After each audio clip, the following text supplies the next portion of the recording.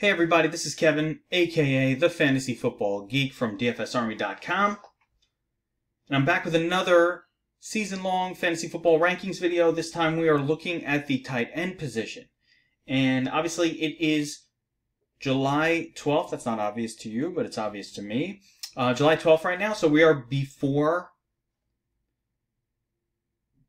training camp season. A lot of things going to change. But this is pretty much just a look at how my ranking sheets pretty much work and what they look like and all of that. So if you take a look here, you've got your Geeks rank. That's my rank for the player. You've got your TE-ADP, which is the average tight end position that this player is being taken. So TE1, TE2, TE3. The difference between my ranking and the overalls. Then here is your actual average draft position, which is very important to note because obviously you can see where the tiers kind of fall a lot of times just based on these numbers, where you have this first group here of your studs, you have your second group here of your sort of mid tier, and then your bottom group, which goes much later in your drafts, as you can see by these numbers here. So the big thing to look at as far as how my rankings work is I'm measuring these players against their draft position. Some of them I like more, others I like less, and hopefully this number here, the difference number, gives you an idea of where I'm reaching and where I'm not. I didn't get too crazy with tight ends. I don't think there's all that much to go crazy with here. I mean, you have your three studs. Order them as you like. I agree with the basic ADPs with Gronk, Kelsey, and Ertz being in that order. I have Greg Olsen a little bit higher than some others. Really, Jimmy Graham, I would almost move him down another spot. I find that Aaron Rodgers is a quarterback that takes time to develop chemistry with his receivers in general. And I think Graham is going to, he could struggle early in the season. So you'd hate to have to pay up for a guy that, kind of, he turns it on late, but kind of gives you not that much early in the season. Can't say for sure that's going to happen, but that's the way I'm thinking. Olsen, there's a little bit of recency bias. He's been injured a little bit. So I think he's being undervalued, and I would take Olsen ahead of Graham. I really like Kyle Rudolph this year. Kirk Cousins has made many a tight end into a star, and I think Rudolph was good anyway.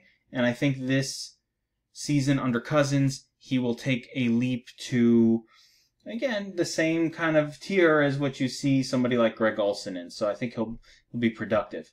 A couple other guys, Evan Ingram drops a lot of passes, lots of weapons in that Giants offense, but I think having a running back is actually going to benefit the Giants offense to the point where I think it will spread around to all of the other offensive skill position players. More first downs, more scoring. Delaney Walker is Mr. Consistency. He's not going to win you your league, but he should get you 8 to 12 fantasy points every single week. And then once we get past that level, we get to the, more questionable, you don't know what's going to happen grouping. So yeah, if you're out of the top 6 or 7 or 8, then you have to kind of get a couple of these guys.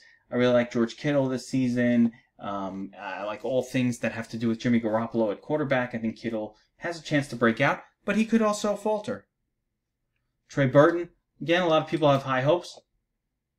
Let's see what happens. I like Trey Burton. I think he's going to work out, but I want a backup plan in place in case he doesn't. Vance McDonald, not going to blow anybody out of the water. A lot of other weapons. He's, a 4th or 5th option on his team. But, he should be able to get you respectable tight end points if you wait really long at that position. There's a couple of guys here that I would call like home run potential. Jordan Reed is a home run potential play. We know Alex Smith likes his tight end position. He's made Kelsey into a star. Reed has all the talent in the world. He's just always hurt. Chances are he's going to get hurt again, which is why he's so low in my rankings. But if he could somehow stay healthy, this is a league-winning move somewhere in the 7th round. Reasonable risk. Reasonable risk.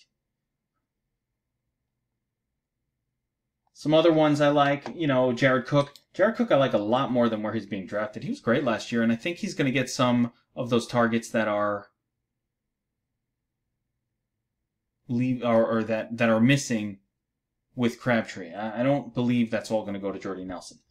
Anyway, you could check out the entire set of rankings right here. I update these as the off-season progresses. So this sheet, which if you're watching this on the DFSArmy.com, should be a link over to the ranking sheet. You can click on that, check out where we are right now. Hit me up in DFS Army Slack if you are a DFSArmy.com VIP. I'm answering questions, advising ahead of your fantasy draft. You can ask me about which quarterback, when, why, how, all that good stuff. That's what we do in the DFS Army. We help our members win their leagues, win at DFS, win on DraftKings, win on FanDuel. So if you're not currently a DFSArmy.com member, go to DFSArmy.com, get signed up. We have everything that you could possibly want for daily fantasy sports.